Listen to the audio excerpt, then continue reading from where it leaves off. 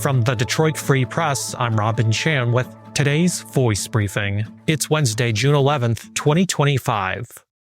For the Detroit Free Press Autos team, I'm Jamie Leroux. The Ford Bronco and Ford Bronco Sport SUVs failed to meet the marginal ratings to qualify for a top safety pick in the Insurance Institute for Highway Safety's latest safety ratings. The Institute said there is a heightened risk for head and neck injuries in the rear seat of the Bronco Sport. The Insurance Institute tested 9 vehicles and awarded 6 models from 4 different brands a 2025 Top Safety Pick Plus award. But 3 of the vehicles tested, the Volkswagen Taos, Ford Bronco, and Bronco Sport, did not earn a top safety ranking, rather came in as adequate due to subpar performance in one or more of the required tests. Volkswagen did not respond to a request for comment. A Ford spokesman said the 2025 Bronco and Bronco Sport met or exceeded the National Highway Traffic Safety Administration's regulatory requirements. For more details on the test and the findings, go to freep.com.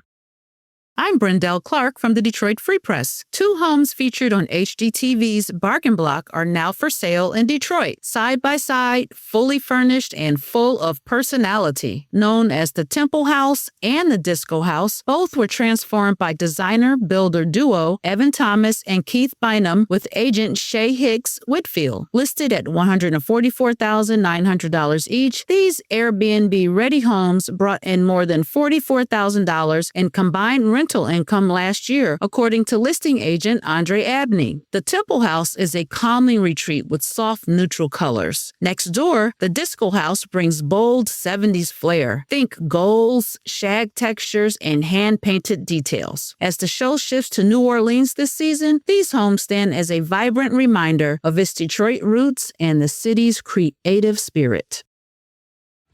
Hey everybody, this is Evan Petzold, the Detroit Tigers beat writer for the Detroit Free Press. On this week's episode of our podcast, Days of Roar, we talked to ESPN reporter Jesse Rogers, who covers the Chicago Cubs and Chicago White Sox, about what he saw from the Tigers over the past week. Here's a quick snippet of our conversation.